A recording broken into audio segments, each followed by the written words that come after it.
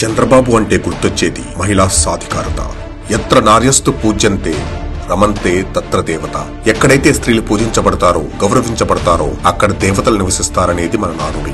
ఆది నుంచి వస్తున్న సంస్కృతిని గౌరవిస్తూ అనుసరిస్తూ వస్తోంది టీడీపీ. తెలుగుదేశం వ్యవస్థాపకుడు ఎన్టీఆర్ గారు మహిళా సమానత్వానికి నాంది పలికితే, చంద్రబాబు గారు మహిళా సాధికారతను సాధించి వారిని ఆకాశమంతా ఎత్తుకు ఎదిగేలా చేశారు. తొలిసారిగా మహిళల కోసం రాష్ట్ర మహిళా కమిషన్ ను ఏర్పాటు చేసిన ఘనత చంద్రబాబు గారిదే. ఉమ్మడి రాష్ట్ర ముఖ్యమంత్రిగా ఉన్నప్పుడు ఆయన ఏర్పాటు చేయించిన డ్వాక్రా సంఘాలు తెలుగునాట ఊరూరా ఓ విప్లవాన్ని తీసుకొచ్చాయి. ఈ గ్రూపుల్లో 65 లక్షల మంది సభ్యులు ఉన్నారు. ప్రభుత్వ శాఖలన్నింటా అభివృద్ధి కోసం చేసే ఖర్చులో 3వ వంతు మహిళల కోసం ఖర్చు చేయాలన్న నిబంధనను ఆనాడే పెట్టుకున్న మహిళాభ్యుదయ నేత చంద్రబాబు గారు. విద్య, ఉపాధి రంగాలలో మహిళలకు 33% రిజర్వేషన్లు కల్పించారు చంద్రబాబు. అప్పట్లో కట్టెల పొయ్యిపై వంట చేస్తూ ప్రమాదకరమైన వ్యాధుల బారిన పడుతున్న మహిళలను కాపాడేందుకు దీపం పథకాన్ని ప్రవేశపెట్టి పేదింటి మహిళలకు ఆ రోజుల్లోనే 33 లక్షల గ్యాస్ కనెక్షన్లు ఇప్పించారు చంద్రబాబు. నవ్యాంధ్ర ముఖ్యమంత్రిగా చేయూత పేరుతో 86 లక్షల మంది మహిళా సభ్యులకు ఒక్కొక్కరికి 10,000 చొప్పున పెట్టుబడి సాయం, మళ్లీ రెండో విడత కింద పసుపు కుంకుమ పేరుతో 98 లక్షల మంది ఆడపడుచులకు మళ్లీ 10,000 సాయం, మొత్తం ఒక్క డ్వాక్రా సభ్యురాలికి 20,000 రూపాయల చొప్పున అందించారు.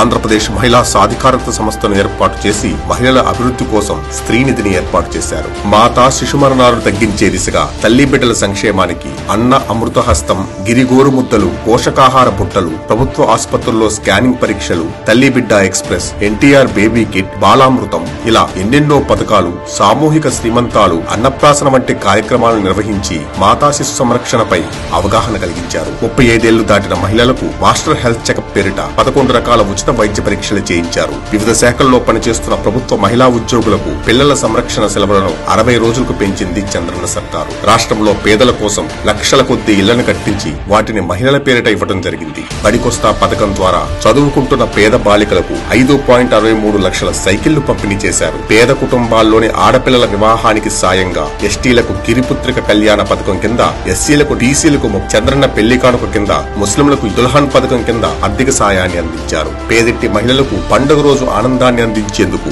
రంజాన్ తోఫా, సంక్రాంతి కానుక, క్రిస్మస్ కానుక వంటి పథకాలను ప్రవేశపెట్టారు చంద్రబాబు. రాష్ట్ర వ్యాప్తంగా అంగన్వాడీ కేంద్రాల్లో బోధకుల వేతనాన్ని 7,500 నుండి 10,500కు, ఆయాల వేతనాన్ని 4,500 నుండి 6,000 రూపాయలకు పెంచి వారిలో మరింత సామాజిక సేవా స్ఫూర్తిని రగిలించారు. అలాగే ఆశా వర్కర్ల వేతనాన్ని 1,200 నుండి 3,000 రూపాయలకు పెంచారు. చంద్రబాబు గారంటే మహిళలకు ఇలాంటి మరెన్నో పథకాలు గుర్తొస్తాయి. మహిళా సాధికారత కోసం దేశంలోనే మొదటిసారిగా మహిళా పార్లమెంటు సదస్సును నిర్వహించిన ఘనత చంద్రబాబు నాయుడు గారికే దక్కుతుంది. జైలు పక్షులకు ఇవేమీ తెలియకపోవచ్చు, కానీ ఆంధ్రప్రదేశ్ మహిళలకు ఇవన్నీ తెలుసు.